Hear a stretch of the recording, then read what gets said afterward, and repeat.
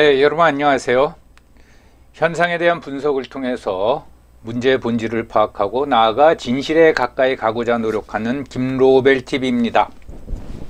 오늘은 좀 우울한 말씀을 드리겠는데 어제 오늘 사이에 언론을 통해서 다 알려지고 난리가 난 종합부동산세 폭탄을 중심으로 해서 이 나라 기강이 완전히 붕괴되고 있구나 라는 거를 말씀드리고자 합니다. 나는 여기에 해당되지 않기 때문에 괜찮다 라고 생각하시면 안 됩니다. 그게 문제가 아닙니다. 이러한 폭탄 과세가 함의하고 있는 것이 무엇인가를 우리가 한번 생각해 봐야 될 거라고 생각합니다. 제가 이 유튜브 채널을 시작하면서 첫 번째로 올린 영상이 디스토피아에 관한 영상입니다. 이 디스토피아가 다가오고 있다. 이거를 꽤 긴 걸로 아마 5차례에 걸쳐서 올렸습니다. 그건 너무 우울한 거 아니냐 그렇게 생각하실 분들도 있을지 모르지만 정말 어처구니 없는 일이 이렇게 이제 벌어지고 있습니다.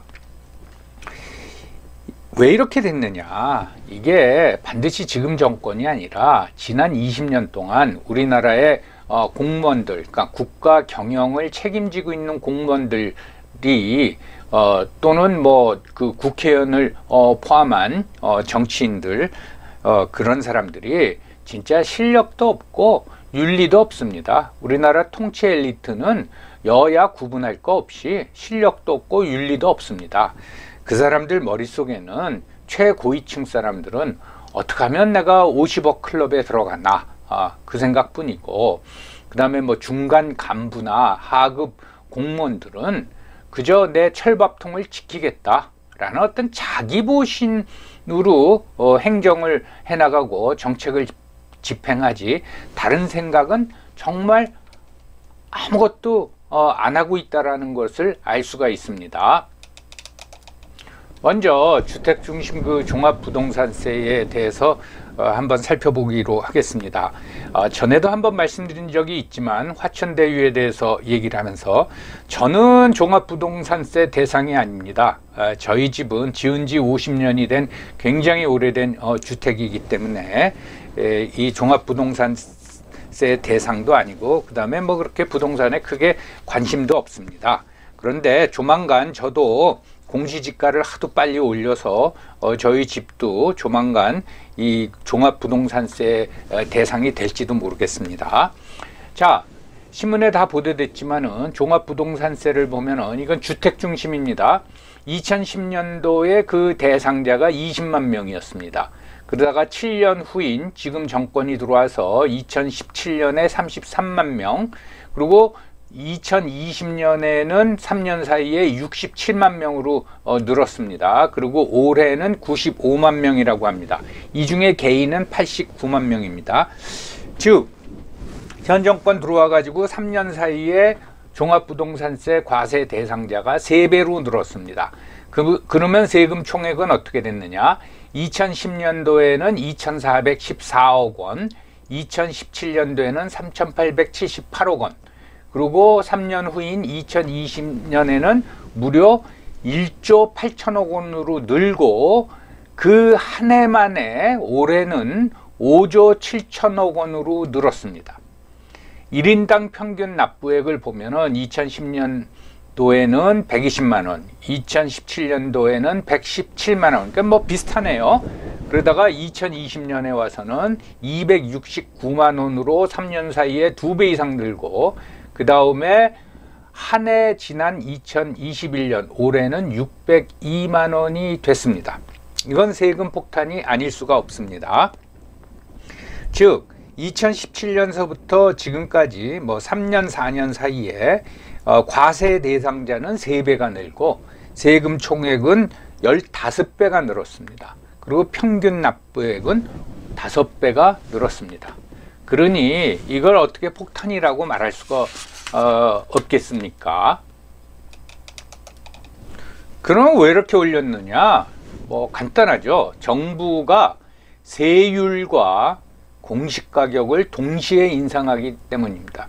여러분, 집값은 물론 시장 가격에 의해 가지고 시장 기제에 의해 가지고 결정이 되지만은 이 세금과 관련된 집값은 정부가 결정하는 거죠. 공시가격을 통해 가지고. 그러니까 정부가 집값을 올리는 겁니다. 예, 그렇게 생각하면 됩니다.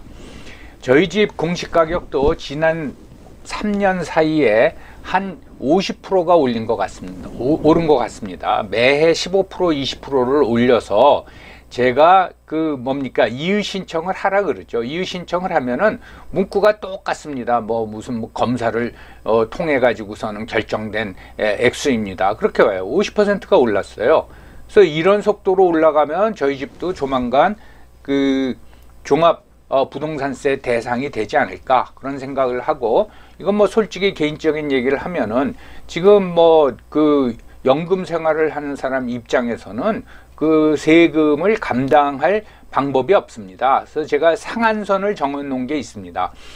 집하고 관련된 재산세, 종합 부동산세, 소위 이제 보유세라 그러죠. 이것이 연 얼마 이상 되면 이 집을 팔고 어디로 가야겠다, 그런 결심을 하고 있습니다.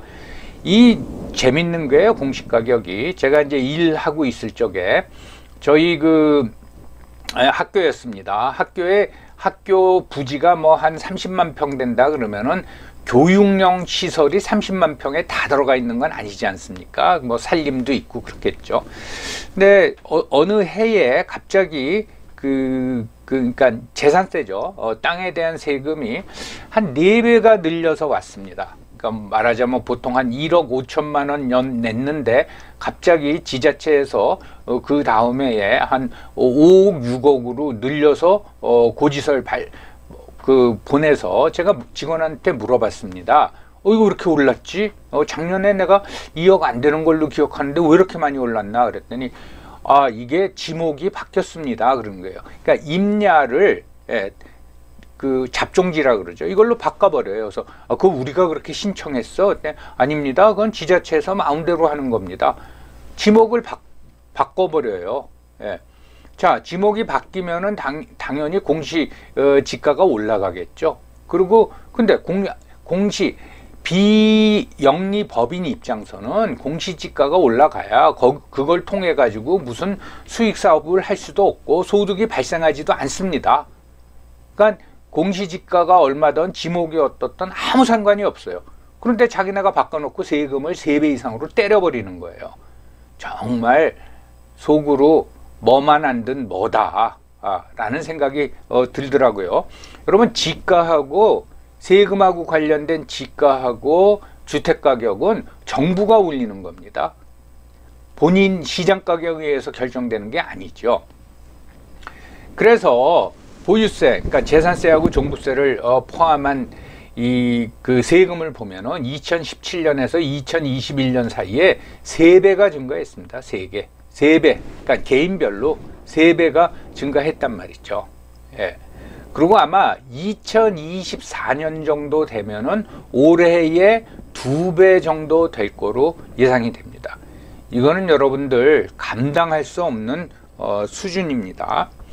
자, 쓸 데가 있어서 그렇게 세금을 많이 올리고 결국은 종합부동산세를 낼 사람이면 부자 아니냐, 그런 그 논리를 댈 수가 있겠죠. 좋습니다. 예, 그건 일단 그렇게 수용한다고 치고, 그런데 그 세금은 제대로 쓰고 있냐 이 말입니다. 자, 공무원 늘리는데 많이 쓰고 있죠. 그 다음에 복지 예산 늘린다 그러는데 이거 줄줄줄줄 셉니다. 그것도 실상을 얘기하면 까무러칩니다. 예, 그것까지 오늘 말씀드릴 수는 없고, 그 다음에 선심성 지원금이 얼마나 많습니까? 예, 그거 다 이제 뿌리는 거죠. 심지어는 빚을 탕감해 줍니다. 여러분들, 예, 이제 학자금 대출 받은 거 그 학생들 중에서 취직 못하니까 갚지 못하지 않습니까? 그러면 그걸 탕감해 준대요. 그러니까 국민 세금으로 대학 교육을 받고 졸업을 했는데 첫 조치가 너 그동안 학자금 대출 받은 거 탕감해 준다. 그래서 근로 의욕을 상실시키는 게 아니라 남에 대한 의존도를 높여놓는 거예요. 거기다가 별 쓸데없는 NGO 에다가 엄청나게 지원하고 있죠. 이거 다 자기 이제 우호세력 만들려고 하는 겁니다. 이 전체적인 게 국가에 대한 의존도를 높이는 겁니다. 여러분, 이거는 국가 미래에도 안 좋은 거지만 개인한테도, 특히 국가한테 의존한다, 뭐 남한테 의존하는 것도 마찬가지입니다. 이건 굉장히 불행한 일입니다. 지금 요전에 이제 스웨덴 얘기를 하면서 우리나라가 조세 부담률이 20% 정도이고 거기다가 사회보장 기여금을 더한 국민 부담률이 28%라고 했습니다. 그러니까 여러분이 어떤 그 급여를 소득 급여를 받으면은 28%는 그냥 나가는 거예요. 얼마 전에 보니까 이게 이제 OECD 뭐 평균보다도 낮다, 복지를 강화하기 위해서는 조세 부담률을 뭐 올려야겠다 해가지고 순차적으로 아마 한 5년 이내로 현재의 조세 부담률 20%에서 28%로 올라갈 것 같습니다. 조세 부담률이 28%로 오르면은 지금의 국민연금이나 또는 건강보험료, 기타 등등 사회보장 그 기여금 상승률은 더 높더라고요. 그러니까 조세 부담률이 몇 년 후에 28%가 되면 국민 그 부담률은 아마 40%에서 45% 정도 될 겁니다. 일본이 45%라 그랬죠. 현재 미국의 국민 부담률이 30%입니다. 자, 좋습니다. 그 북구 복지국가가 보통 50% 정도 되니까, 자, 우리가 국민 부담률이 40% 내지 45% 정도 되면은 과연 유럽과 같은 복지를 우리가 누릴 수 있을까요? 저는 그렇게 생각 안 합니다. 예.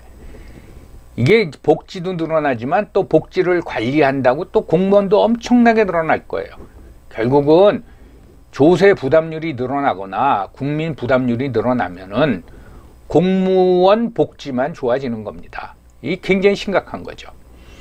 자, 이 종합부동산세 폭탄에 대해서 뭐 굉장히 비판이 많아지니까 정부에서 하는 얘기가 이건 전체 인구의 2%밖에 불과할 뿐이다. 정확히는 뭐 1.7%인가 1.8%입니다. 이런 말도 안 되는 거. 이거 자체가 이 우리나라 그 최고위층 또는 공무원들의 인식을 말해주는 겁니다. 이렇게 놓고서는 이재명 후보, 홍남기 부총리, 이억원 기재부 차관, 박수현 청와대 국민소통수석 나서가지고 국민 2%밖에 안 돼요. 이 상위 2% 집 가진 상위 비싼 집 가진 상위 2%에 대해서 세금 때린 거예요. 라는 거예요. 이 말을 듣고 또 일부 SNS 이 댓글을 보니까 부자한테 세금 매긴 걸 가지고 왜 그러느냐 그러는데 그거 진짜 바보 같은 얘기입니다. 조금 이따 말씀드리겠어요. 왜 이런 말도 안 되는 어불성설 같은 해명을 해대느냐. 이 사람들은 국민들이 세금을 올리던 말던 더 부담하던 말던 상관이 없어요. 죄송한 얘기지만 여기 뭐 다 고위공직자 아니에요. 이 사람들은 50억 클럽만 들어가 있으면 됩니다. 자기 집은 거기에 해당 안 되겠어요? 해서 종합부동산세 올라가도 상관없어요. 자기는 50억 클럽에 들어가 있으니까.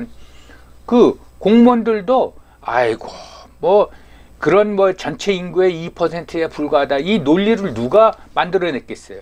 그 밑에 있는 공무원이 만들어냈겠죠. 그리고 거기에 필요한 뭐 참고 자료니 또는 그 보도 자료는 아마 뭐 기재부 공보관실에서 작성했겠죠. 이 사람들은 국민이 어떻게 생각하든 상관없어요. 위에서 시키니까 그냥 논리 만들고 그거 작성해서 주는 겁니다. 자기는 철밥통이니까. 예. 이런 게 지금 우리나라의 국가 기강이 돼버렸어요. 그래도 아무리 50억 클럽에 들어가도 재산세 그렇게, 그러니까 그 종합소득 그 부동산세 그렇게 올라가면 조금 부담이 되지 않을까? 그거 상관없습니다. 보유세가 더 오르잖아요. 그럼 100억 클럽에 들어가면 되는 거예요. 100억 클럽 만들면 되는 겁니다. 예. 이런 지금 심각한 상황입니다. 여러분들 뭐 다 언론에서 지적을 했지만 인구의 2% 이런 바보 같은 계산이 어디 있습니까? 가구수 기준으로는 4%고요. 예, 유주택자 가구, 전세 사는 사람 말고 자기 소유 집을 가지고 있는 사람 기준으로 따지면 8%입니다. 그 다음에 수도권 기준으로 따지면 10%예요. 아마 서울 기준으로 따지면은 뭐 몇 퍼센트인지 모르겠어요. 예. 이거 엄청난 겁니다. 이 사람들에 대해서 세금을 막 몇 년 사이에 5배, 6배를 때려버리는 거예요. 그런데 여당도 그렇고 야당도 그렇고 특별한 반응이 없어요. 아무런. 그래서 제가 여당이나 야당이나 다 똑같은 사람들이라고 하는 겁니다. 그래서 굉장히 시니컬하게 얘기를 하는 거예요. 그래 놓고 뭐 일부 들려오는 얘기에 의하면은 야당의 뭐 어떤 뭐 관계자라니까 어떤 의원이겠죠. 야, 종부세 50만 원 가지고 왜 그러냐. 이건 대형 자동차 세금, 자동차세 수준밖에 안 된다. 이런 말도 안 되는 얘기를 하고 있는 겁니다. 그리고 또 심지어는 이건 세금 폭탄이 아니라 세금 정밀 타격이다. 그러니까 돈 있는 사람한테 세금 더 먹인 거다라는 말을 합니다. 자기네가 세금 더 걷기 위해서 공시지가를 올려놓고 그리고 이런 얘기를 하고 있는 거예요. 여기서 왜 국가기강이 무너졌냐 그런 얘기를 하냐면은 국가 경영자는 전문성과 도덕성이 있어야 됩니다. 이건 뭐 도덕성은 완전히 상실이 된 거예요. 그 다음에 현대 국가 또는 근대 국가에서 중요한 거는 과거 봉건 시대 또는 정근대 시대하고 근대하고 틀린 게 왜 살기 좋냐. 기술의 발전도 있지만은 여러분들 예측성이 있는 사회이기 때문에 그럽니다. 군주 하나의 마음에 따라 이렇게 저렇게 하는 게 아니라 이제 예측성이 있는 거예요. 여러분들 세금을 3년 사이에 막 5배, 6배 올리면 이건 예측성이 없습니다. 어떻게 대비할 방법이 없어요. 야, 올해는 얼마 나왔으니까 내년에 좀 올라가면은 내년에는 얼마 나오겠구나, 얼마 나오겠구나. 이 예측이 있어야지 자기가 계획을 세우고 거기에 따라서 뭐 집을 팔든지 보유하든지 줄이든지 할 수 있는 거예요. 이건 예측 불가한 겁니다. 이렇게 국가 운영을 해서는 절대로 안 되는 거죠. 요즘은요, 나이 드신 분들은 알겠지만은 예전에 군대 갔다 오신 분들은 입대하고 나서 자기 제대일을 몰랐습니다. 뭐 36개월 근무한다, 뭐 30개월 근무한다 그러면 대충 언제겠구나 했지 그 제대일을 몰라요. 지금 현역 입영하는 그 장병들 보면은 심지어 자기 휴가일도 예측합니다. 자기 제대일도 예측을 해요. 이런 예측성이 있어야지 계획을 세울 수 있는 거죠. 근데 이렇게 세금을 갑자기 올리고 폭탄 터트려 버리면은 이거는 예측성이 없어지는 거예요. 여러분들 그 뭐 댓글 같은 거 보면 이거 부자들 얘기다 뭐 그런데 바보, 이건 진짜 바보 같은 거예요. 여러분들 그렇게 세금이 많이 올라가면은 내년에 전 월세값이 안 올라가겠어요? 그러면 아마 전 월세값 올렸다고 또 난리 날 겁니다. 정부가 올리게 만든 거예요. 그 다음에 지금은 뭐 수도권 그 중심으로 우리가 살펴보면은 전체 주택의 한 10% 정도 된다 그러면 몇 년 있으면 20%가 되는 겁니다. 그러다가 몇 년 있으면 30%가 되는 거예요. 저는 10년 안에 종합부동산세 대상 그 주택이 수도권 기준으로 보면 30% 예상 될 거예요. 정도 될 겁니다. 그때 가서 아마 후회하실 거예요. 그리고 그 낙수 효과가, 안 좋은 낙수 효과가 일어나서 전월세 인상이 불가피해질 거라는 거죠. 이런 식으로 국가를 운영해서는 안 된다라는 거죠. 예측성이 없다라는 건 또 뭡니까? 계속 살지도 못하고 팔지도 못하게 하는 부동산 정책입니다. 물론 강남 아파트 값이 굉장히 비싼 건 사실입니다. 근데 자기가 30평 넘는 아파트에 사는데 1년에 1,몇백만 원이 나오면 한 달에 100만 원씩 세금을 꼴로 내야 되는데 거기서 어떻게 삽니까? 살지 말라라는 거죠. 저는 옛날에 구호 중에 하나가, 정부가 내세운 구호 중에 하나가 집은 사는 것이 아니라 사는 곳입니다. 라는 구호를 본 거를 아직도 기억이 나요. 근데 지금 살게 만들고 있습니까? 살면 세금 폭탄 나오고 팔면은 양도소득세로 다 가져가 버리고 그러니까 뭐 많이 알려졌지만 자식들한테 증여한다는 거 아니에요. 이제 증여세 폭탄도 나올 겁니다. 그럼 살지도 못하고 팔지도 못하게 하는 부동산 정책은 왜 하느냐? 결국은 국민의 대부분을 가난하게 만드는 거예요. 그래서 국가에 대한 의존도를 높이는 겁니다. 대부분을. 거의 뭐 제가 보기엔 상위 1%를 빼놓고는 대부분 그렇게 만들어 놓는 거예요. 그런 정책을 결정하는 뭐 솔직히 해서 대통령을 비롯한 고위 정책 결정자하고 국회의원, 그 사람들은 50억 클럽 가입하면 됩니다. 세금 더 올라가면 100억 클럽 가입하면 되는 거고요. 이러는 아주 그 비윤리적인 사람들이 지금 여야를 구분할 거 없이 서로 권력 잡겠다고 싸우고 있는 거예요. 참고적으로 저는 보유세의 그 개념 자체가 잘못됐다고 봅니다. 왜 보유세를 꼭 주택에만 매깁니까? 부동산에만 매깁니까? 여러분들 종합금융세라는 게 있지 않습니까?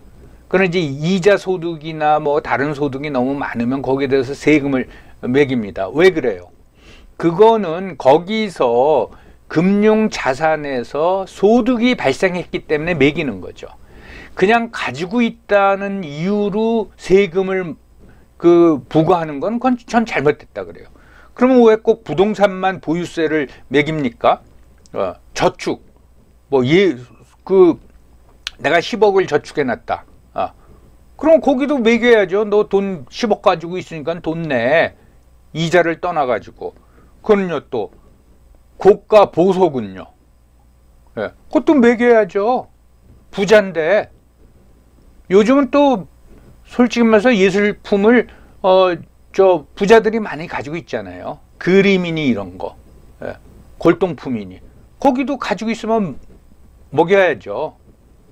그러면 이런 얘기까지 뭐 그 구체적인 사례를 들면서 말씀을 못 드리지만은 정부 고위층하고 정치인들이 그림 되게 좋아합니다.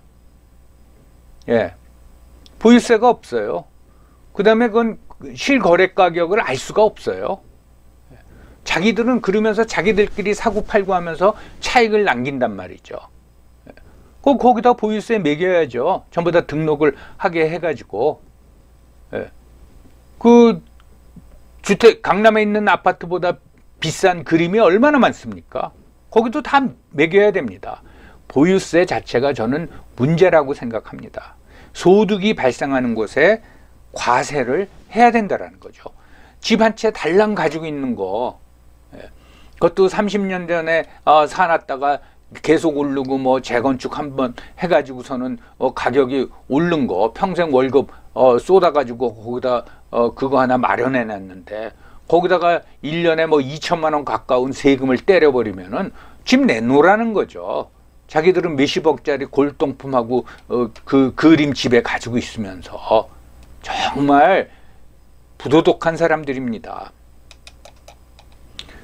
자, 종합부동산세 폭탄하고 관련해서 인천 흉기 난동 사건도 한번 살펴보겠어요. 저는 뭐 세금을 비싸다, 적다, 그거보다도 그 폭탄이 의미하는 어떤 내포되어 있는 함의를 얘기하기 위해서 그 얘기를 하면서 국가기강이 무너졌다라고 말씀드렸으니까 그거하고 관련해서 인천 흉기 난동 사건을 한번 살펴보겠습니다. 다 아시지만은 한 열흘 조금 안 됐죠. 11월 15일 날 인천시 남동구에 있는 어떤 그 빌라에서 층간 소음이 발생하니까 위에 있는 남성이 가해자죠. 아래층에 내려와 가지고 그 일가 3명을 칼로 찔렀어요. 뭐 찌르고 베고, 그러니까 죽이진 않고 아직 상해를 입혔습니다. 이 신고를 받고 경찰 2명, 남자 경위, 그러니까 꽤 높은 사람이죠. 한 명하고 여성 경찰, 어떤 그 여경이라 그러죠. 수습 경찰이라고 합니다. 그러니까 신참이죠, 신참이 출동을 했는데 세 사람이 무장을 권총 3단봉 테이저건으로 일단은 했습니다. 그러다 뭐 어떻게 그 자초지종은 뭐 하고 남자 경찰은 그 밑에 내려가 있고 그 집 안에 가해자하고 그 식구 2명 아마 모녀였던 것 같아요. 있는데 가해자가 흉기를 찔렀어요. 흉기로 한 사람을 찔렀습니다. 그러니까 그 현장에 있던 여자 경찰이 비명을 지르면서 지원을 요청하겠다고 현장을 이제 이탈했어요. 예. 그래서 3명이 이제 다친 겁니다. 그래서 비명 소리를 듣고 피해자 아버지가 60대인데 올라와 가지고 가해자를 제압하니까 기절시켰다고 합니다. 그러니까 이제 경찰이 그때서야 올라와 가지고 그 가해자한테 테이저건을 쏘고 연행을 했다고 합니다. 자, 그러니까 그게 이제 문제가 되고 또 여자 경찰 얘기 나오는데 그게 중요한 건 아닙니다. 경찰을 왜 여자랑 남자랑 구분해야 됩니까? 그건 아니고, 예. 이 SNS 커뮤니티에 그 후 며칠 후에 이 본인 인증을 해야 된다라는 그 커뮤니티인데 이제 무슨 글이 하나 올랐는데 경찰로 99% 경찰로 보이는데 뭐냐면 경찰도 직장인이다. 당신들 현장을 안 가봐서 모른다. 현장 가보면 그 범죄자들이 칼로 무슨 짓을 할지 모른다. 그리고 그 현장에서의 두려움은 어마어마하다.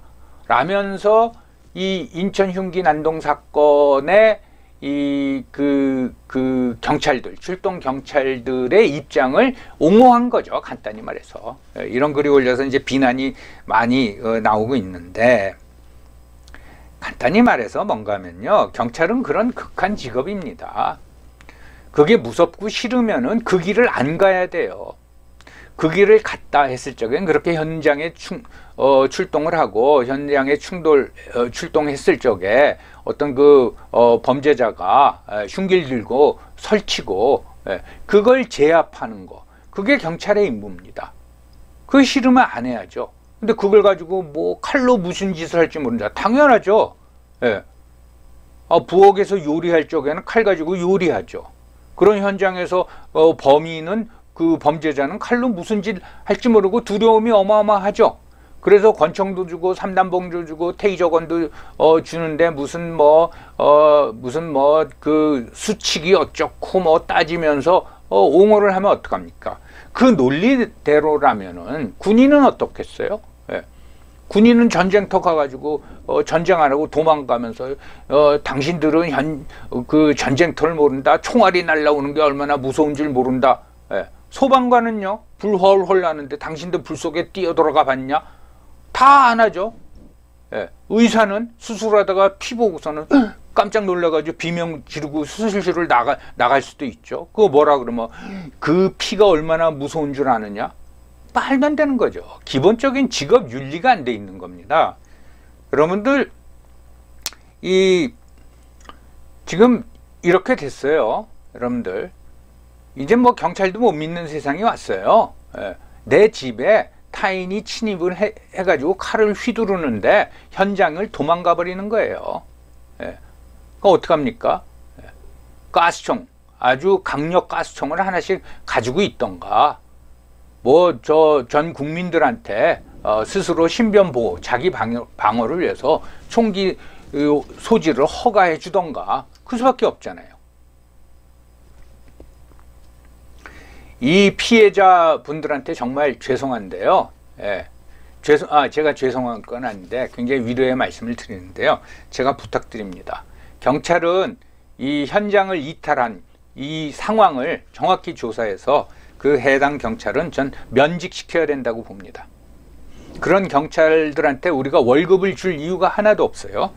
그 다음에 그 피해자분들은 그 가해자 대상, 그 피해에 대해서 국가 상대로 보상을 신청하셔야 되고, 그 다음에 이 현장을 이탈한 경찰에 대해서는 민사소송을 제기하시기 바랍니다. 이런 경찰은 절대로 필요가 없다고 생각합니다. 현장이 그렇게 무섭다면은 여러분, 이 사진 기억나시죠? 연평도 연평도 포격 사건 때 굉장히 유명한 사진이죠. 자, 요 왼쪽 사진을 찍을 적에는 포탄이 떨어질 때는 아니었던 거로 봅니다. 포탄이 떨어가지고 북한 포탄이 떨어져 이렇게 막 화염이 일고 그러는데 이 반격 준비를 하는 거죠. 이 현장은 안 무섭습니까? 예. 이 해병대 대원들도 현장이 얼마나 무서운 줄 알아요. 예. 그리고 지하 벙커에 숨어 있으면 어떻게 됩니까? 예. 이게 이제 임병준인가 임상준 그 상병으로 알려져 있는데 이 유명한 사진이죠. 예. 이 북한군 포격에 의해 가지고 이 철모에 불이 붙은 거예요. 그런데 반격 준비를 한 겁니다.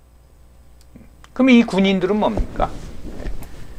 이 20대 초반의 이 군인은 그때 아마 얘네들 월급이 월 20만 원도 안 됐을 거예요. 요즘은 뭐 무지하게 올랐지만. 그런데 목숨을 걸고 또 포탄이 날라올지 모르는데 반격 준비를 하는 거예요. 철모에 불이 붙고. 그래서 임상병 보고 이제 너무 유명해져 가지고 너를 국가유공자로 지정하겠다. 그러니까 아니 왜 나만 지정하냐? 에? 이 거부한 거 아닙니까? 이 양반이. 그럼 이 사람들은 뭡니까? 벌써 이것도 11년 전 일인데 그 사이에 뭐 해병대를 비롯한 우리나라 군대가 얼마나 바뀌었을지도 몰라요. 또 포격 날라오면 또 그 출동한 경찰처럼 다 숨어버릴지 모릅니다. 참 큰일입니다.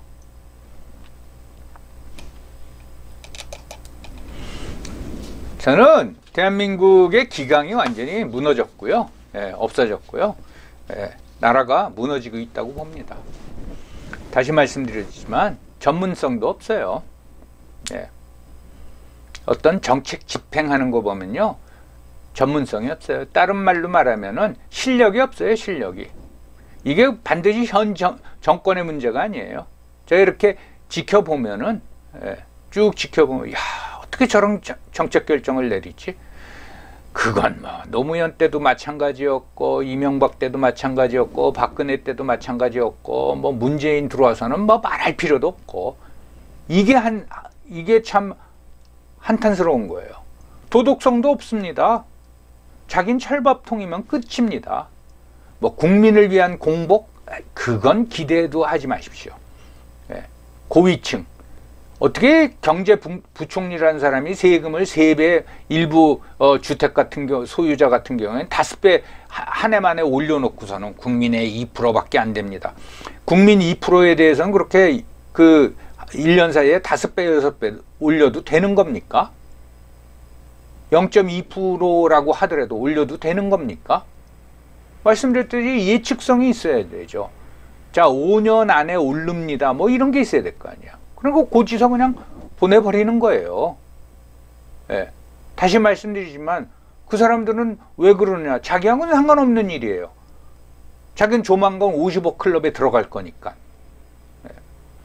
이렇게 무책임하고 그리고 철밥통만 지키면 된다라는 어떤 자기보신에 똘똘 뭉쳐있는 공무원들이 대한민국을 지배하고 있는 겁니다. 국민은 정말 발가락에 때로도 안 여기는 거예요.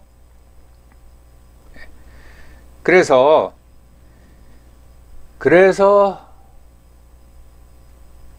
디스토피아가 오고 있구나 라고 얘기하고 있는 겁니다. 이게 디스토피아지 뭐 다른 게 디스토피아입니까? 몇 년 있다가 서울 주민의 서울 주택 보유자의 30% 가까이가 종합부동산세 내면서 자기 소득의 뭐 한 4분의 1, 3분의 1을 세금으로 내는 세상이 그게 디스토피아죠. 그리고 뭐 그 세금 걷어가지고 잘 쓰냐? 잘 쓰지도 않아요. 그렇게만 얘기하면 뭐 어떡하란 얘기냐. 저도 해결 방법을 많이 생각해 봤습니다. 근데 답이 안 나와요. 답이. 이 정도로 기강이 무너져 버리고 전체 공무원들이 이런 생각을 이런 그 행태를 보인다면은 개선의 방법이 없습니다. 그러니까 깝깝한 거죠. 하여튼 좀 더 생각해 보겠습니다. 여러분 지금 양강 대선 후보가 결정이 됐죠. 여당의 이재명, 야당의 윤석열. 윤석열이 되면 나아질까요? 이재명이 되면 나아질까요? 한번 생각해 보시기 바랍니다. 어떤 사람은 나아질 거라고 생각할지 몰라요. 어떤 사람은 뭐 누가 되면은 부자 걸 뺏어다가 나 부자 만들어준다고 할지도 모릅니다. 모두가 지금 벼락거지로 가는 길을 가고 있습니다. 최고 1% 아니면 0.1% 공무원은 철밥통, 최고 지도층들은 그저 50억 클럽만 머릿속에 두고 있는 겁니다. 정말 우리가 정신 똑바르고 살아야 될 것 같습니다. 여러분들 오늘도 우울한 말씀을 드려서 죄송하지만 이건 아주 심각한 문제입니다. 감사합니다.